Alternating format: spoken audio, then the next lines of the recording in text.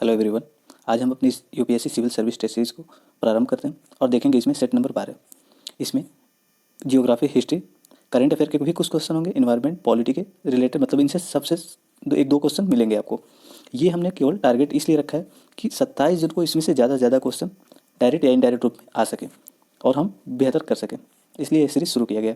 हम आगे बढ़ें इससे पहले आप इस चैनल को सब्सक्राइब कर लिए जिससे आपको नोटिफिकेशन मिलता रहे। और हाँ, इथिक्स का क्लास यहाँ पे चल रहा है। अगर आपको इथिक्स पढ़ना हो तो आप उसको प्ले लिस्ट में जाकर देख सकते हैं। चलिए पहला क्वेश्चन देखते हैं आज का। पहला क्वेश्चन कह रहा है मानव अधिकार संरक्षण अधिनियम संशोधन, मतलब 2019 वाले संशोधन में के बारे में बताना है हमें। पहला कथन कह रहा है इसने राष्ट्रीय और राज्य मानव अधिकार निकायों के अध्यक्ष के कार्यकाल को पूर्व के 5 वर्ष से घटाकर 3 वर्ष कर दिया है। दूसरा कथन कह रहा है अधिनियम राष्ट्रीय मानव अधिकार आयोग और राज्य मानव अधिकार आयोग के सदस्यों की पुनर्नियुक्ति की अनुमति नहीं देता है। तीसरा कथन कह रहा है एक व्यक्ति जो उच्च न्यायालय का मुख्य न्यायाधीश या न्यायाधीश रहा हो उसे राज्य मानव अधिकार आयोग का अध्यक्ष नियुक्त किया जा सकता है। इनमें से कौन सा कथन सही है, आप चयन करके बताइए। हाँ, इसका हमने कट ऑफ रखा है। इसमें टोटल 10 क्वेश्चन है। इसका कट ऑफ हमने आज भी 7 रखा है। अगर आपके 7 सही होते हैं तो नीचे बताइएगा कि हम क्वालिफाई हो गए, मतलब 7 हमारा सही हो। आपका जितना भी सही हो नीचे कमेंट करके बताइएगा। वैसे हमने इसका 7 रखा है कट ऑफ। तो बताइए इनमें से कौन सा कथन सही है। तो चलिए हम डिस्कस कर लेते हैं। अगर पहला कथन देखें तो कह रहा है कि इसने राष्ट्रीय और राज्य मानव अधिकार निकायों के अध्यक्षों के कार्यकाल को 5 वर्ष से घटा के 3 वर्ष कर दिया, तो बिल्कुल सही है। और दूसरा कथन देखें तो यहाँ पे कह रहा है कि पुनर्नियुक्ति की अनुमति नहीं होती है। होता है अगर वो 70 साल से अंदर है, 70 साल के अंदर में है तो उनके पुनर्नियुक्त किया जा सकता है 5 साल के लिए। तो बिल्कुल सही, मतलब दूसरा गलत हो गया क्योंकि यहाँ पे बोला है पुनर्नियुक्ति नहीं हो सकती, जो कि गलत था। अगर तीसरा कथन देखें, अगर कोई व्यक्ति उच्च न्यायालय का न्यायाधीश हो या पहले रहा हो उसे मतलब राज्य मानव अधिकार आयोग का अध्यक्ष नियुक्त किया जा सकता है, तो बिल्कुल सही है। 1 और 3 सही है। जिन लोगों ने 1 और 3 सही लगाया, मतलब सी लगाया सही, उनका सही है। आप यहाँ पे देख सकते हैं, यहाँ पे दिया हुआ है तो जो संशोधन हुआ था 2019 में, मानव अधिकार संरक्षण अधिनियम 2019, तो इसमें प्रावधान किया गया कि पहले जो 5 वर्ष था उसको घटा के 3 वर्ष कर दिया गया इनका कार्यकाल। और ये संशोधन कौन से वाले संशोधन को किया गया था, तो जो मानव अधिकार संरक्षण अधिनियम 1993 था उसी को संशोधन करके किया गया प्रावधान। 1993 में था प्रावधान 5 वर्ष कार्यकाल था, लेकिन 2019 में प्रावधान है 3 वर्ष का। ये पहला चीज़ इसमें चेंजिंग हुआ है।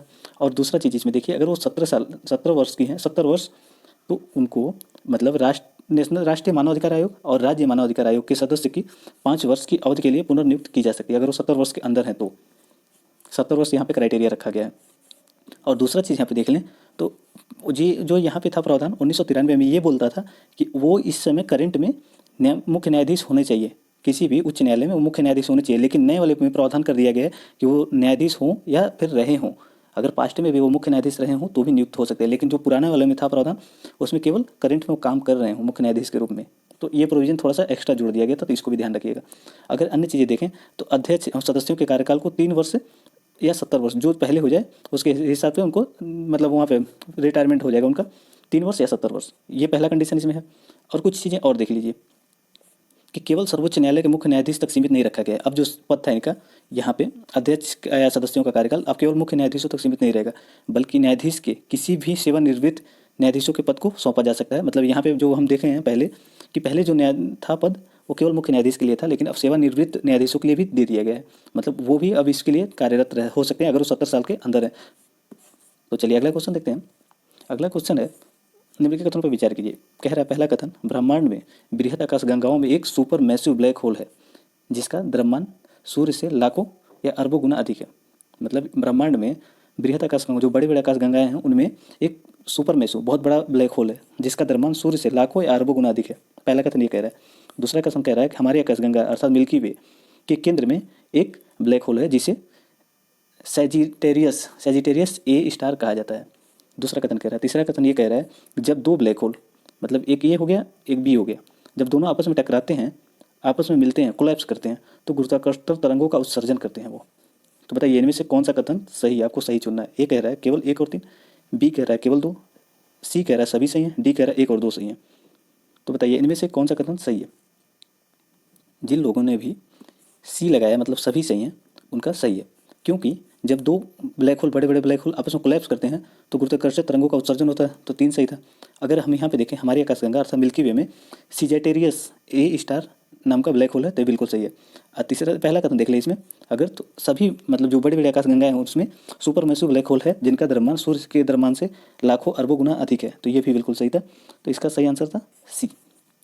इसका यहाँ पे एक्सप्लेनेशन दिया हुआ है जिसे देख सकते हैं। सिजिटेरियस जो है हमारी मिल्की वे में जो ब्लैक होल है वो पृथ्वी से कितना दूर है, 26,000 प्रकाश वर्ष। और यहाँ पे कुछ और चीज़ें देख लीजिए, जब दो ब्लैक होल आपस में मिलते हैं तो गुरुत्वाकर्षण तरंगों का उत्सर्जन होता है। एक और चीज़ यहाँ पे कुछ दिया हुआ है जिसको आप पढ़ना चाहें तो पढ़ सकते हैं, बाकी हमने जो चीज़ें इंपॉर्टेंट थी वो बता दिया। चलिए अगला क्वेश्चन देखते हैं। निम्नलिखित कथनों पर विचार कीजिए। पहला कथन कह रहा है कि भारतीय कर राजस्व प्रत्यक्ष कर संग्रह पर काफ़ी हद तक निर्भर है, मतलब इंडियन रेवेन्यू सिस्टम ज़्यादातर डायरेक्ट इनकम पर निर्भर है। पहला कथन ये कह रहा है। दूसरा कथन कह रहा है कि केंद्र द्वारा किए गए राजस्व व्यय में ब्याज भुगतान का सबसे कम हिस्सा है। तो बताइए इनमें से कौन सा कथन सही है। पहला कह रहा है केवल एक, दूसरा कह रहा है मतलब बी कह रहा है केवल 2, सी कह रहा है सभी सही है, डी कह रहा है कोई भी सही नहीं है। उम्मीद है सभी लोगों ने इसका सही आंसर चयन कर लिया होगा। तो इसमें जिन लोगों ने डी चयन किया मतलब कोई भी सही नहीं है उनका सही है, क्योंकि इसमें अगर देखें तो क्या ये भारत का जो रेवेन्यू सिस्टम है वो प्रत्यक्ष कर पे ही निर्भर है केवल, तो आप सोच के बताइएगा। और दूसरा देखें तो केंद्र सरकार द्वारा किए गए राजस्व व्यय में मतलब सबसे ज़्यादा ब्याज भुगतान का हिस्सा है, तो ये भी गलत है। यहाँ पे दोनों सेंटेंस गलत है क्योंकि भारत सरकार सबसे ज़्यादा इनडायरेक्ट टैक्स पे डिपेंडेड है। इसको हम अभी डिस्कस कर लेते हैं बढ़िया से कि राजस्व व्यय क्या होता है और रेवेन्यू मतलब राजस्व और क्या पूंजीगत व्यय दोनों में अंतर क्या होता है, कौन सबसे बेहतर होता है। ये सारी चीज़ें अभी हम इसी क्वेश्चन में डिस्कस कर लेंगे। हो सकता हो कि अगले बार कभी क्वेश्चन पे इसे मतलब एग्जाम में इस पर क्वेश्चन पूछे जाएँ, इससे पहले हम इसको बढ़िया से डिस्कस कर लेंगे। चलिए यहाँ पर आप देख लीजिए कि लोग सबसे ज़्यादा टैक्स कौन सा टैक्स देते हैं। आप मतलब डायरेक्ट टैक्स देते हैं ना, इनकम टैक्स तो कोई भी नहीं देता होगा, उम्मीद है कोई भी विद्यार्थी नहीं देता होगा, लेकिन इनडायरेक्ट टैक्स सभी लोग देते होंगे। तो बताइए भारत में इतनी बड़ी संख्या है तो वो कौन सा टैक्स देते होंगे, डायरेक्ट टैक्स या इनडायरेक्ट। सभी लोग इनडायरेक्ट टैक्स देते हैं, तो इसलिए इसका जो है हिस्सा कुल टैक्स का 2/3 है, मतलब 66% के लगभग आसपास है केवल इनडायरेक्ट टैक्स से। जो रेवेन्यू इंडियन रेवेन्यू सिस्टम है उसका टोटल का 66% लगभग इनडायरेक्ट टैक्स से ही मिलता है, ना कि डायरेक्ट टैक्स से। तो पहला फैक्ट ये याद रखिएगा। अगर देखें तो भारत में सरकार के आधे से अधिक सब्सिडी और अन्य पे व्यय होता है, मतलब जो वहाँ पे दिया हुआ था कि सरकार ब्याज पे खर्च करती है, तो ये गलत है। भारत सरकार का ज़्यादातर सब्सिडी व्यय एवं अन्य पे खर्चा होता है आधे से अधिक, तो वहाँ पे वो चीज़ें गलत है। अब ये चीज़ देखें तो कुल व्यय का इतना जो 6% है ये हमारा ब्याज पे खर्च होता है। और चलिए अगला देखें, यहाँ पे कुछ समझ लेते हैं पहले हम। तो देखिए अगर हम देखें तो राजस्व व्यय वो व्यय होता है जो सरकार के विभिन्न विभागों या फिर सेवाओं पर खर्च होता है, ऋण पर ब्याज की अदायगी होती है, तो वो चीज़ का क्या होता है, राजस्व व्यय। अगर हम देखें पूंजीगत व्यय, तो सरकार ने अगर मतलब कहीं इंफ्रास्ट्रक्चर बनाया या फिर रेलवे में खर्च किया या उद्योग में खर्च किया तो वो हमारा पूंजीगत व्यय, जिससे हमें फिर से रेवेन्यू मिलता रहे। राजस्व व्यय पर खर्च करने के बाद कोई भी आय नहीं होता है, लेकिन अगर हम कैपिटल एक्सपेंडिचर पर खर्च करते हैं तो हमें बाद में उससे रिसिप्ट भी प्राप्त होता है। ये दोनों में मूल अंतर था। अब यहाँ पे देख लें हम थोड़ा सा, अगर 1 रुपये को हम मान लें पूरे भारत की जीडीपी जो रेवेन्यू सिस्टम है वो 1 रुपया है, तो हम देखें तो 1 रुपया कहाँ कहाँ से आता है और कहाँ कहाँ खर्चा होता है, यही चीज़ यहाँ पे दिया हुआ है। तो हम देखें तो नॉन डेब्ट कैपिटल रिसिप्ट से 6 पैसे प्राप्त होते हैं। अगर 100 पैसे मान लीजिए तो यहाँ पे सारे एक्सप्लेनेशन दिया हुआ है। आप खर्चे में यहाँ पे पहले देख लीजिए, खर्चे ही हमें ज़्यादा देखना जरूरी था। तो यहाँ पे सब्सिडी अगर देखें तो 6 पैसे खर्चा होता है, पेंशन पे 6% खर्चा होता है। बताइए इनमें से कौन सा कैपिटल रिसिप्ट है और कौन रेवेन्यू रिसिप्ट है, और यहाँ पे कौन सा कैपिटल वो क्या बोलते हैं एक्सपेंडिचर है और कौन रेवेन्यू एक्सपेंडिचर है। अब दोनों में ध्यान रखिएगा, जो चीज़ पूंजीगत है जैसे कि यहाँ पे पेंशन ये रेवेन्यू में होगा, सब्सिडी ये भी रेवेन्यू में होगा, लेकिन डिफेंस जो है एक्सपेंडिचर ये कैपिटल एक्सपेंडिचर में जोड़ा जाएगा, क्योंकि इससे हम जो भी होगा आर्टिलरी गन खरीद रहे हैं या फिर AS400 खरीद रहे हैं, तो इसके लिए क्या हमारा पूंजीगत व्यय ही है ना, तो इसको हम डिफेंस को पूंजीगत व्यय में डाल देंगे। सेंट्रल स्पॉन्सर्ड स्कीम जो केंद्र सरकार द्वारा प्रायोजित स्कीम है उन पे 9 पैसे खर्चे होते हैं। तो यहाँ पे ये सारी चीज़ें आप समझ सकते हैं, एक बार इसको देख लीजिएगा। वैसे एक बार पढ़ने पे तो याद नहीं होता, 2-3 बार देखना पड़ेगा इसको। आप रोक के वीडियो इसको अच्छे से समझ लीजिएगा। यहाँ पे बहुत आसान लैंग्वेज में लिखा हुआ है, जैसे कि इनकम टैक्स से कितना प्राप्त होता है, तो 17% प्राप्त होता है। कॉर्पोरेट टैक्स से 18 पैसे प्राप्त होते हैं। अब देखें सरकार बाहर से कितना लेती है, तो 20 पैसे लगभग बाहर से ऋण के रूप में लेती है। GST एवं अदर टैक्स से 18 पैसे प्राप्त होते हैं। इनकम टैक्स 17 पैसे थे और GST एवं से 18 पैसे थे। नॉन टैक्स रेवेन्यू से कितने पैसे प्राप्त होते हैं, तो वो 10 पैसे हैं। तो यहाँ पे ये सारी चीज़ें आप समझ लीजिएगा। तो चलिए अगला क्वेश्चन हम देख लेते हैं। उम्मीद है आपको यहाँ पे समझ में आ गया होगा आपको कि रेवेन्यू एक्सपेंडिचर क्या होता है, कैपिटल एक्सपेंडिचर क्या होता है, रेवेन्यू रिसिप्ट क्या होता है और कैपिटल रिसिप्ट क्या होता है। चलिए यहाँ पे देखिए, जैसे कि यहाँ पे एक चीज़ समझा दें आपको, जो कैपिटल रिसिप्ट होता है, सरकार ने कोई अगर ट्रेन बेच करके सरकार पैसे प्राप्त करती है तो कैपिटल एक्सपेंडि रिसिप्ट है, मतलब अपनी संपत्ति बेच करके प्राप्त कर रही है। और रिवेन्यू रिसिप्ट क्या होगा, जैसे कि सरकार का कोई इंस्टीट्यूट कमा के मतलब अर्न करके सरकार को देता है तो रिवेन्यू रिसिप्ट है। तो आप एक चीज़ ध्यान रखिए, रिवेन्यू रिसिप्ट है जो वो बेहतर है, लेकिन रिवेन्यू क्या बोलते हैं एक्सपेंडिचर खराब है, कैपिटल एक्सपेंडिचर बढ़िया है। आप इस तरीके से समझिएगा, लेकिन अगर हम पूर्णतः खराब करें तो गलत है, क्योंकि वेतन देना गलत थोड़ी है। जो कर्मचारियों से काम करवाएंगे तो उनको वेतन तो देंगे ना, तो हर जगह हम ये नहीं कह सकते रिवेन्यू रिसिप्ट खराबी है। रिवेन्यू रिसिप्ट बहुत ज़्यादा हो जाए तो खराब है, सॉरी रिवेन्यू एक्सपेंडिचर ज़्यादा हो जाए तो खराब है, लेकिन कुछ मात्रा में तो होना ही चाहिए। बिना खर्चा किए हुए मार्केट में पैसे कैसे आएंगे, जब वो कर्मचारी पैसे पाएंगे तभी तो खर्चा करेंगे, तो मार्केट में डिमांड बढ़ेगा। तो आप इस तरीके से समझ सकते हैं। तो ये चीज़ समझ में आ गया होगा। चलिए अगला क्वेश्चन देखते हैं। अगला क्वेश्चन है, जेनेटिक इंजीनियरिंग के द्वारा पौधे के बीज में जंतुओं और यहाँ तक कि किसी जानवर या मिट्टी के जीवाणु भी एलियन जीन में डालकर बनाया जाता है, मतलब कोई बाहरी जीव हो उसको भी डाल करके जेनेटिक इंजीनियरिंग में के पौधे के बीजों में, मतलब उनके जो पौधे के बीज होते हैं उनमें मिट्टी या जानवर या फिर किसी बाहरी जीव के कुछ उसके जीन को इसमें डाल करके तैयार किया जाता है जेनेटिक इंजीनियरिंग के अंतर्गत। पहला कथन ये कह रहा है। दूसरा कथन कह रहा है कि भारत में जेनेटिक इंजीनियरिंग मूल्यांकन समिति शीर्ष निकाय है जो जीएम फसलों की वाणिज्यिक खेती की अनुमति देता है। तीसरा कथन कह रहा है कि पर्यावरण संरक्षण अधिनियम के अनुसार प्रतिबंधित जीएम फसलों को निजी खपत के लिए उगाया जा सकता है, लेकिन व्यावसायिक बिक्री के लिए नहीं उगाया जा सकता है। हमारे वहाँ भारत में पहला तीसरा कथन ये कह रहा है कि पर्यावरण संरक्षण अधिनियम के अंतर्गत जो जीएम फसलें होती हैं उनको निजी खपत के लिए, व्यक्तिगत उपभोग के लिए उगाया जा सकता है, लेकिन व्यावसायिक उपभोग के लिए व्यावसायिक उद्देश्य से नहीं किया जा सकता। ये कथन कह रहा है तीसरा। तो बताइए इनमें से कौन सा कथन सही है। ए कह रहा है केवल एक, बी कह रहा है एक दो, सी कह रहा है एक दो तीन, डी कह रहा है एक और तीन। तो इसमें अगर हम देखें तो तीसरा कथन जो कह रहा है कि निजी खपत के लिए उगाया जा सकता है लेकिन व्यावसायिक कथन मतलब व्यवसायिक के लिए उद्देश्य से नहीं, तो ये इसको अगर हम पलट दें तो सही हो जाएगा, क्योंकि ये तीसरा गलत है। अगर बाकी इन चीज़ों को देखें तो एक और दो सही है। इसका सही आंसर होगा बी। जिन लोगों ने बी लगाया है उनका सही है, तीसरा गलत था। यहाँ पे आप यहाँ पे देख सकते हैं। तो देखिए यहाँ पे क्रॉसिंग के द्वारा मतलब एक प्रजाति का, अब इसमें समझिए, देखिए एक बैक्टीरिया का जीन है और कुछ अन्य मतलब पौधे का जीन है, दोनों को क्लोन करके एक पौधा तैयार किया जाएगा, फिर प्लांट का ब्रीडिंग करवाया जाएगा, तो ब्रीडिंग के द्वारा बीज उसके तैयार किए जाएंगे, फिर उसको मार्केट में उतारा जाता है। ऐसे ही चलता है यहाँ पे जीएम क्रॉप, मतलब जेनेटिक इंजीनियरिंग वाले जो पौधे होते हैं उनको ऐसे ही तैयार किया जाता है। तो यहाँ पे देखिए एक ही जीन की क्रॉसिंग प्रजातियों को शामिल किया जाता है, मतलब एक जीन का और दूसरा अन्य जीव का, दोनों को मिला करके वो जीव हो सकते हैं जो दूसरा जानवर के या मिट्टी के या किसी अन्य जीव के साझे हो सकते हैं, मतलब उनके जीन हो सकते हैं।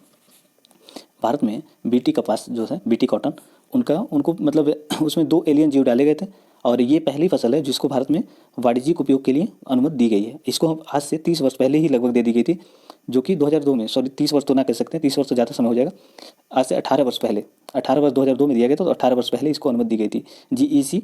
जीईएसी ने दिया था इसको बीटी कपास को वाणिज्यिक खेती के लिए, न कि व्यक्तिगत उपभोग के लिए।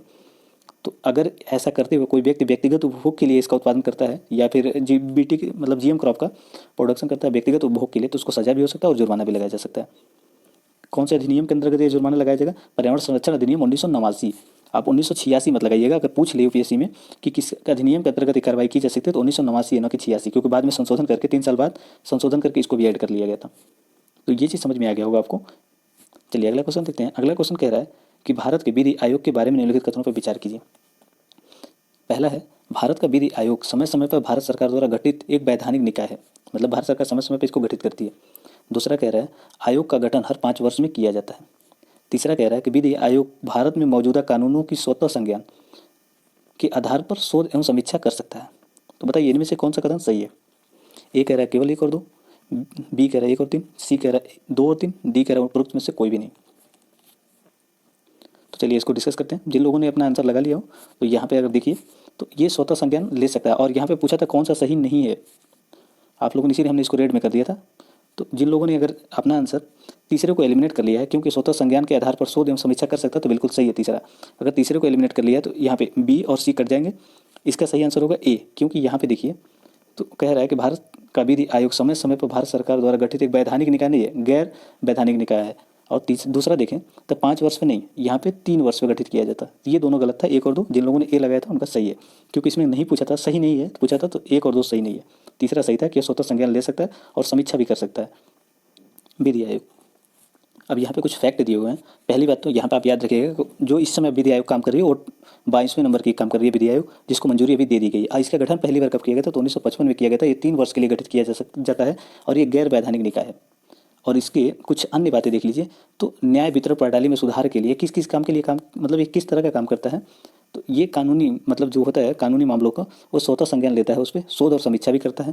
प्रक्रियाओं में देरी को समाप्त करता है, मतलब जैसे कि डिले होता है ना, आपको किसी काम के लिए, मतलब कोई कानूनी प्रक्रिया को, कोई मामला हो तो उसको कार्रवाई करने के लिए आपको जो डिले होता है उसी को कम करने के लिए ये काम करता है कि क्या किया जाए कि कम हो और लोगों के पास आसानी से एक्सेस हो, मतलब जुडिशियल सिस्टम का। तो ये उसके लिए काम करता है। त्वरित निपटारा हो, जो मामला है उनका त्वरित निपटारा हो, मुकदमेबाजी में की लागत कम हो, मतलब वकील ज़्यादा खर्च ना करवाएं इस पर। तो ऐसे ये सारी प्रक्रियाएं करता है। न्यायिक वितरण प्रणाली में सुधार लाने के लिए अध्यक्ष, मतलब अध्ययन करता है ये, और अनुसंधान भी करता है ताकि बेहतर न्याय वितरण प्रणाली हो। तो ये चीज़ आपको समझ में आ गई होगी। यहाँ पे 2 फैक्टर थे, बस पहला याद रखिएगा कि 22वां विधि आयोग इस समय काम कर रहा है। 1955 में पहली बार इसको गठित किया गया था, 3 वर्ष के लिए गठित किया जाता है, और गैर वैधानिक निकाय। ये 4 फैक्टर हैं, बस इनको याद रखिएगा। बाकी चीज़ें आप खुद समझ सकते हैं, लेकिन इन चारों को याद रखिए क्योंकि ये फैक्चुअल है। यूपीपीसीएस जैसे एग्जाम में ये पूछे जाते हैं, भारत यूपीएससी में भी पूछे जा सकते हैं इससे संबंधित। चलिए अगला क्वेश्चन देखते हैं। अगला क्वेश्चन है प्रधानमंत्री स्वनिधि स्वनिधि योजना के बारे में निम्नलिखित कथनों पर विचार कीजिए। पहला कथन कह रहा है कि पीएम स्वनिधि योजना एक क्रेडिट सुविधा है जो स्टेट वेंडर को 1 वर्ष की अवधि के लिए ब्याज दरों पर, यहाँ पे निम्न ब्याज दरों पर 1 लाख रुपए का, मतलब कोलेट्रल फ्री लोन प्रदान करता है। दूसरा कथन कह रहा है कि यह योजना आत्मनिर्भर पैकेज का हिस्सा है। तीसरा कथन कह रहा है कि एमएस, मतलब सिडबी, लघु उद्योग विकास bank of India, small industry development bank of India योजना का क्रियान्वयन कर रही है, मतलब एक नोडल एजेंसी है सिडबी। तो बताइए इनमें से कौन सा कथन सही है? पहला कह रहा है कि 1 और 2, बी कह रहा है 1 और 3, सी कह रहा है 2 और 3, डी कह रहा है केवल 2। तो जिन लोगों ने इसमें लगा रखा है 2 और 3, उनका बिल्कुल सही है, क्योंकि यहाँ पे 10,000 है, ना कि 1 लाख रुपये। और यहाँ पे अगर पहला लाइन देखें तो पीएम स्वनिधि योजना एक क्रेडिट सुविधा योजना, तो यहाँ तक तो बिल्कुल सही है। स्टेट वेंडर के लिए, जो दुकानें रोड के सामने आसपास लगाते हैं, सब्जी मार्केट वाले या फिर ठेले वाले अन्य लोग, तो उनके लिए ये लाया गया और ये कोलेट्रल फ्री है, ये भी सही है। लेकिन यहाँ पे जो 1 लाख है, यही प्रोविजन केवल गलत था। और यहाँ पे निम्न ब्याज दर है और बहुत सारे इसमें प्रावधान किए गए हैं, उनको अभी हम डिस्कस कर लेंगे। और यहाँ पे देखें तो ये आत्मनिर्भर पैकेज के अंतर्गत है और इसको सिडबी ही रेगुलेट वो कर रही है, नोडल एजेंसी इसकी सिडबी है, तो ये भी सही है। 2 और 3 सही था। आप यहाँ पे देख लीजिए, पीएम स्वनिधि के अंतर्गत 10,000 रुपये दिया जाएगा, जो कि सिक्योरिटी फ्री है, मतलब कोलेट्रल कुछ भी आपको गिरवी नहीं रखना है, यहाँ पे आप वैसे ही ले सकते हैं। इसकी ब्याज दर है जो 7% है, और सब्सिडी भी इस पर मतलब जो आपका ब्याज होगा उसमें, मतलब नियमित भुगतान करने पर सरकार जो है सब्सिडी, मतलब ब्याज देगी 7% का, जो भी आपका ब्याज आएगा उसका 7% सरकार भरेगी। ये प्रोविजन है। अगर देखें तो आपको कैशबैक का भी इसमें प्रावधान किया गया है। समय समय पर भुगतान करने पर अगली बार इससे भी बड़ा, मतलब 10,000 का इसमें दिया गया है, इससे भी बड़ा दिया जाएगा। तो आपको मेंस में पूछता है कि भारत के असंगठित व्यवसायों को संगठित करने के लिए क्या क्या प्रावधान किए जा सकते हैं। तो उस आंसर में को लिखते समय आप यहाँ पे ये चीज़ें डिस्कस कर सकते हैं कि देखिए यहाँ पे उनको आकर्षित किया जा रहा है पैकेज दे करके, मतलब वो डिजिटल अगर लेन देन करेंगे तो उनको दिया जा रहा है कि वो डिजिटली करें। इसके साथ साथ ये एक प्रक्रिया है जो पीएम स्वनिधि, जिसके थ्रू वो मतलब ऑर्गेनाइज संगठन बन जाएं। ऑर्गेनाइज संगठन कैसे बनेंगे? जब वो मतलब किसी बिचौलिए से ना लोन लेकर के सीधे बैंक से लेंगे तो ऑर्गेनाइज संगठन का हिस्सा बन जाएंगे। 7% ब्याज की सब्सिडी दी जा रही है, ये भी एक अट्रैक्टिव है जिससे वो लोग ले सकते हैं। और एक चीज़ और आप बता सकते हैं कि इनके पास कोई ऐसा कोलेट्रल नहीं होता जिसको रख के लोन ले लें। तो ये कोलेट्रल फ्री लोन जो है उनके लिए एक बहुत बढ़िया योगदान करेगा, जिससे वो अपने व्यवसाय को आगे बढ़ाएंगे। और हो सकता हो कि ये रोजगार भी दें कुछ लोगों को, जैसे कि मान लीजिए कोई छोटा सा ठेले वाला है और वो इतने पैसे मिलेंगे तो अपना थोड़ा सा व्यवसाय बढ़ाएगा और ठेले से जगह उठ करके एक रूम किराए पर लेगा, वहाँ पे खोल लेगा। तो इस तरीके से आप इसको समझा लीजिएगा। मेंस के लिए ये चीज़ें था, आप प्री के लिए देख लें तो इसको आवास एवं शहरी विकास मंत्रालय चला रहा है, ये चीज़ें बस याद रखिएगा यहाँ पे। और स्टेट वेंडर के लिए लाया गया है, तो ये चीज़ आप समझ लें। और 50 लाख स्टेट वेंडर को दिया जाएगा, मतलब इसकी सीमा है, ये नहीं कि अनलिमिटेड दिया जाएगा। अगर उसमें दे दे कि मतलब भारत में दिया जाएगा 1 करोड़ या फिर कुछ और ज़्यादा लोगों को दे दे, तो याद रखिएगा कि ये 50 लाख स्टेट वेंडर को है, सीमित सीमा है, मतलब नंबर दिया गया है कितने ही लोगों को दिया जाएगा। और ये कहाँ कहाँ तक दिया जाएगा? तो ये शहरी और ग्रामीण क्षेत्रों में दोनों जगह दिया जाएगा। तो यूपीएससी में दे देगा कि शहरी मतलब स्टेट वेंडर के लिए तो गलत हो जाएगा, ये ग्रामीण क्षेत्रों के लिए भी है। और कुछ अन्य चीज़ें देखें तो इसको कोलेट्रल फ्री था, ये हमने डिस्कस कर ही लिया। सिडबी इसकी नोडल एजेंसी है, तो ये भी हमने समझ लिया। उम्मीद है आपको ये क्वेश्चन समझ में आ गया होगा। चलिए अगला क्वेश्चन देखते हैं। अगला क्वेश्चन कह रहा है हाल ही में समाचारों में चर्चित रहा सुलपेनेश्वर वन्यजीव अभयारण्य कहाँ पे है, किस राज्य में है, इसको बताना है आपको। सुलपेनेश्वर वन्यजीव अभयारण्य, पहला कह रहा है तमिलनाडु, दूसरा कह रहा है मतलब बी कह रहा है गुजरात, सी कह रहा है उत्तराखंड, डी कह रहा है आंध्र प्रदेश। तो बताइए सुलपेनेश्वर वन्यजीव अभयारण्य कहाँ है? तो इसमें जिन लोगों ने गुजरात लगाया है उनका बिल्कुल सही है, क्योंकि शूलपाणेश्वर वन्यजीव अभयारण्य गुजरात में है। गुजरात में कहाँ पे है? तो नर्मदा नदी के दक्षिण में स्थित पश्चिमी सतपुड़ा क्षेत्र में है। यह मध्य प्रदेश, मतलब पूछ ले अगर यूपीएससी, यह मध्य प्रदेश और राजस्थान के साथ भी सीमा साझा करता है। तो राजस्थान देगा तो कन्फ्यूजन हो सकता है, क्योंकि गुजरात के पास ही राजस्थान है, उसकी सीमा मतलब मध्य प्रदेश से भी लगती है, तो गड़बड़ हो सकता है। तो याद रखिए कि मध्य प्रदेश महाराष्ट्र के साथ सीमा साझा करता है। कौन सा? शूलपाणेश्वर वन्यजीव अभयारण्य। तो ये कहाँ पे है? तो पश्चिमी सतपुड़ा श्रेणी में है, नर्मदा नदी के दक्षिण में स्थित है। ये कुछ फैक्ट थे, इनको आप याद रखिएगा। इसका राजस्थान से सीमा नहीं लगता है। अब देखिए यहाँ पे अगला क्वेश्चन है, सूर्य कलंक के संबंध में निम्नलिखित कथन बताइए। तो बताइए इनमें से सूर्य कलंक का संबंध व्यूअर सही किसमें है, और ये सही बताना है। पहला कथन कह रहा है सूर्य कलंक ऐसे क्षेत्र में होते हैं जहाँ पर सौर चुंबक क्षेत्र बहुत मजबूत होता है, मतलब यहाँ पे सोलर जो ग्रेविटी होती है, तो चुंबकीय क्षेत्र वो काफ़ी स्ट्रांग होती है। दूसरा कथन कह रहा है सूर्य कलंक अपने परिवेश की तुलना में अधिक गहरा दिखाई पड़ता है, मतलब डार्क दिखाई पड़ता है, क्योंकि इसका तापमान अपने परिवेश की तुलना में कुछ हज़ार डिग्री सेल्सियस कम होता है। ये दूसरा कथन कह रहा है। तो बताइए इनमें से कौन सा सही है? ए कह रहा है केवल एक, बी कह रहा है केवल दो, सी कह रहा है एक और दो, डी कह रहा है कोई भी नहीं। इसमें जिन लोगों ने सी लगाया है उनका बिल्कुल सही है, क्योंकि ये अपने आसपास की तुलना में थोड़ा डार्क दिखाई देता है। अब जैसे कि यहाँ पे देख सकते हैं, ये देखिए यहाँ पे डार्क दिख रहा है, सोलर स्पॉट है ये, सौर कलंक। तो इसको आप समझ सकते हैं। यहाँ पे देखिए ये सौर चुंबकीय क्षेत्र बहुत मजबूत होते हैं, यहाँ पे ज़्यादा, यहाँ पे मतलब जो चुंबकीय क्षेत्र होता है इसका काफ़ी स्ट्रांग होता है, और ये गहरे इसीलिए दिखाई देते हैं क्योंकि इसका जो तापमान होता है वो कुछ हज़ार डिग्री सेल्सियस लगभग कम होता है। अगर देखें तो इन सतहों का तापमान अगर मान लीजिए कि 5400 डिग्री सेल्सियस है, तो यहाँ का तापमान जो ब्लैक स्पॉट है यहाँ का तापमान 4000 डिग्री सेल्सियस ही होगा, मतलब यहाँ पे 1400 लगभग डिग्री सेल्सियस कम हो जाता है, यहाँ पे 1000 डिग्री सेल्सियस लगभग कम हो जाता है। तो इन चीज़ों को आप याद रखिएगा। चलिए अगला क्वेश्चन देखते हैं। अगला क्वेश्चन कह रहा है कि ट्रांसजेनिक फसल। देखिए आप जीएम क्रॉप को लेकर के चांसेस हमेशा रहते हैं कि क्वेश्चन पूछे जाएंगे, क्योंकि फूड क्राइसिस जिस तरीके से पूरे विश्व में बढ़ रहा है, जनसंख्या जिस तरीके से ग्रोथ कर रही है, क्षेत्र उतने ही सीमित हैं, तो क्या और कोई क्या मानव के पास विकल्प है जो कृषि को प्रोडक्शन बढ़ा ले? ऐसा तो है नहीं ना कि मतलब पहले इतने बड़े क्षेत्र में आप 2 यूनिट उत्पादन करते हैं, कल को जनसंख्या ज़्यादा हो गई, मतलब जनसंख्या डबल ट्रिपल हो रही है ना, कृषि का उत्पादन आप 5 गुना थोड़ी बढ़ा लेंगे, बहुत करेंगे 1 गुना बढ़ा है तो उसके 2.5 कर लेंगे या डबल कर लेंगे, इसे तो थोड़ी बढ़ा सकते हैं। एक सीमा से ज़्यादा उत्पादन नहीं कर सकते क्षेत्र में, भूमि क्षरण भी हो जाता है। इसलिए ये जो जीएम क्राफ्ट है हमारी, ये टेक्नोलॉजी के थ्रू हम हो सकता है प्रोडक्शन थोड़ा और विस्तृत कर ले, और अन्य चीज़ें कर सकते हैं, जैसे कि मतलब समुद्र तटीय क्षेत्रों में उत्पादन कर सकते हैं। तो इसके लिए जीएम क्राफ्ट बहुत स्ट्रांग है, काफ़ी महत्वपूर्ण है, इसलिए ये महत्वपूर्ण हो जाता है कि हम इसको क्वेश्चन प्रैक्टिस कर ले। तो ट्रांसजेनिक फसल को के बारे में बताइए कौन सा सही है। पहला कथन कह रहा है कि भारत में बीटी कपास व्यावसायिक खेती के लिए इस्तेमाल किया जाने वाला पहला ट्रांसजेनिक फसल है। तो इसको तो हमने पहले ही डिस्कस कर लिया, तो पहले सभी लोग सही मार लेंगे। लेकिन दूसरा बताइए, ट्रांसजेनिक फसल अधिक विषैली और पर्यावरण में हमेशा विस्तार करने वाली होती है, मतलब ये विषैली होती है और पर्यावरण में लगातार इनका फैलाव होता रहता है। ये दूसरा कथन कह रहा है। तीसरा कथन देखें तो भारत में ट्रांसजेनिक फसलों को पर्यावरण संरक्षण अधिनियम 1986 और बीज अधिनियम 2002 के तहत विनियमित किया जाता है। तो बताइए इनमें से कौन सा कथन सही है। ए कह रहा है केवल 1 और 2, बी कह रहा है 1 और 3, सी कह रहा है 2 और 3, डी कह रहा है केवल 1। जिन लोगों ने इसमें अगर इस 2 सेंटेंस को काटा, 2 नंबर कह रहा है ये विषैले और पर्यावरण में हमेशा विस्तार करने वाले हैं, तो ऐसे कोई साक्ष्य नहीं मिले हुए हैं कि विषैले होते हैं और ये पर्यावरण में हमेशा विस्तार करते हैं, ऐसे कोई साक्ष्य नहीं मिले। तो इसलिए हम 2 को काटेंगे और पहला सही है हमारा। तो 2 इसमें है, ए में और सी में, दोनों को हम काट लेंगे। अब बचा हमारा पहला सही है। तीसरा देखें तो ये पर्यावरण संरक्षण अधिनियम 1986 और बीज अधिनियम 2002 के तहत विनियमित होते हैं। और हमने पहले देखा था कि जो सजा दी जाती है, पनिश किया जाता है, तो किसके अंतर्गत? 89 के अंतर्गत। 1989 पर्यावरण संरक्षण अधिनियम जो संशोधन हुआ था 1989 में, उसके अंतर्गत दी जाती है। तो इसका हमें मिलेगा 20 का सही आंसर, क्योंकि 1 और 3 सही है, 2 गलत था, 1 3 सही था, तो इसका सही आंसर हो जाएगा बी। आप यहाँ पे देख सकते हैं कि प्लांट जेनेटिक इंजीनियरिंग के 30 वर्ष पहले विकसित हो गए थे। ट्रांसजेनिक फसलें व्यावसायिक रूप से उपलब्ध हैं, मतलब व्यवसायिक के लिए, जैसे कि गद्दा वगैरह बनाने के लिए कपास हमारे वहाँ है, मतलब व्यावसायिक उद्देश्य के लिए। और देखें तो वाणिज्यिक फसलों के लिए पहली ट्रांसजेनिक फसलों को मंजूरी को कब मिली थी हमारे भारत में? तो इसको 2002 में मिली थी, इसको भी हमने डिस्कस कर रखा है। तो सबसे बड़ी चुनौती क्या होती है इस समय है, तो इसको लेकर के हमें काफ़ी ज़्यादा नॉलेज नहीं है कि इसके क्या क्या प्रभाव हो सकते हैं मानव पे। तो ये ऐसी सारी चुनौतियाँ हैं, ना कि ये चुनौतियाँ हैं कि ये मतलब प्रसार करेंगे, इसमें विषैले हैं, ऐसे कोई विवरण नहीं है। लेकिन ये समस्याएं तो हैं, ये स्वास्थ्य, पर्यावरण और मतलब गैर लक्षित प्रजातियाँ, जैसे कि मान लीजिए कि एक फसल बनाई गई जो कि इस पर कीड़े नहीं लगेंगे, लेकिन कुछ ऐसी भी मतलब है ना जीव जो इसको लाभ पहुँचाते हैं। तो इसका कोई विवरण नहीं है कि उन जो जीव इसको लाभ पहुँचाते हैं पौधों को, जैसे मतलब मधुमक्खी, तो इसका कोई विवरण नहीं है कि मधुमक्खी को नुकसान पहुँचाएगा कि लाभ पहुँचाएगा, इसका कोई मतलब एक्सप्लेनेशन नहीं है। तो इससे माना जाता है कि ये प्रभाव हो सकते हैं, लेकिन विषैले और पर्यावरण में इनका विस्तार हो ऐसे कोई विवरण नहीं है। तो ये चीज़ आप समझ लीजिए। और ये भी चीज़ें हैं कि इसमें कुछ विशिष्ट गुण डाले जाते हैं, जैसे कि मतलब मान लीजिए कि हमारे यहाँ गोल्डन राइस बनाया गया, तो बहुत सारी चीज़ें हैं जिनको अलग से ऐड किया जाए, तो उनके क्या प्रभाव होंगे उसका भी अभी बहुत बड़ा ज़्यादा एनालिसिस नहीं किया गया, अध्ययन नहीं किया गया। लंबा समय लगता है ना इसके प्रभाव देखने में, आपको 50 साल लग जाते हैं, अभी इसका 30 वर्ष हुआ है, तो इसके प्रभाव लंबे टाइम बाद पता चलेगा कि क्या होता है मानव शरीर पर। तो ये सारे इसके एक्सप्लेनेशन थे, उम्मीद है समझ में आया होगा। चलिए आज का लास्ट क्वेश्चन है, अंतर्राष्ट्रीय न्यायालय के बारे में निम्नलिखित कथनों पर विचार कीजिए। इंटरनेशनल कोर्ट ऑफ जस्टिस के बारे में बताइए।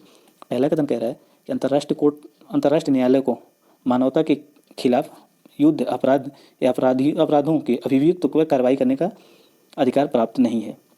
मतलब अगर अंतर्राष्ट्रीय न्यायालय में मतलब कोई अपराध हुआ, युद्ध हुआ, तो वहाँ पे जो अभियुक्त होगा मतलब जो भी क्रिमिनल होगा उसके ऊपर कार्रवाई करने का अधिकार प्राप्त नहीं है, पहला कथन कह रहा है। दूसरा कथन कह रहा है आईसीजे मतलब इंटरनेशनल कोर्ट ऑफ जस्टिस किसी भी अंतर्राष्ट्रीय न्यायाधिकरण के लिए अपीलीय न्यायालय के रूप में कार्य करता है, ये दूसरा कथन कह रहा है। तीसरा कथन कह रहा है आईसीजे का निर्णय अंतिम होगा और इसके विरुद्ध अपील नहीं की जा सकती। तो बताइए इनमें से कौन सा कथन सही है। ए कह रहा है केवल 1 2, बी कह रहा है 2 और 3, सी कह रहा है 1 और 3, डी कह रहा है केवल 1। तो इसमें जिन लोगों ने अगर इस चीज़ को काट रखा है किसी भी किसी भी अंतर्राष्ट्रीय न्यायाधिकरण की अपीली न्यायालय है के रूप में कार्य करता है, तो ये बिल्कुल गलत है। इन्हें अपीली न्यायालय के रूप में कार्य नहीं करता है, पहला सही है, क्योंकि ये किसी भी तरह का अपराध या अपराधियों के अभियुक्तों के लिए कार्रवाई करता है, तो ये बिल्कुल गलत है। मतलब सही है क्योंकि ये कार्य नहीं करता है, क्योंकि अगर दो देशों के बीच में विवाद है तो दोनों आपसी सहमति से आईसीजे के पास जा सकते हैं, आईसीजे से मध्यस्थता करवा सकता है, तो पहला सही है। अगर दूसरा देखें तो इसका जो निर्णय होता है ये मतलब अंतिम होता है और इसके विरुद्ध अपील नहीं की जा सकती, क्योंकि ये मध्यस्थता करवाता है। मतलब मान लीजिए कि आप 2 लोग झगड़ा किए आपस में और बोला कि चलो तुम एक थप्पड़ इसको मार के और तुम एक थप्पड़ इसको मार के, दोनों दूसरे को मार के आपस में सहमत कर लो, तो आप लोगों ने दोनों सहमत कर लिया, तो फिर क्यों किसके मतलब आप लोगों ने ही माना है कि ये मामला सुलझ गया, फिर आप कैसे कर सकते हैं दोबारा अपील, नहीं कर सकते हैं। तो यहाँ पे दोबारा अपील नहीं होता, तो 1 और 3 सही है, दूसरा गलत था। सी इसका सही आंसर, जिन लोगों ने सी लगाया उनका सही है। आप नीचे कमेंट बॉक्स में बताइए कि आपके कितने क्वेश्चन सही हुए, जो भी क्वेश्चन सही हुए आप नीचे कमेंट बॉक्स में जरूर बताइएगा, और कोशिश कीजिएगा अगली बार आपका इंप्रूवमेंट अच्छा हो। जिन लोगों ने 7 से ऊपर किया तो उनका कांग्रेचुलेसन, उनके लिए वो लोग क्वालिफाई हो गए इस टेस्ट सीरीज में। आज के लिए बस इतना ही। ये सीरीज देखने के लिए धन्यवाद।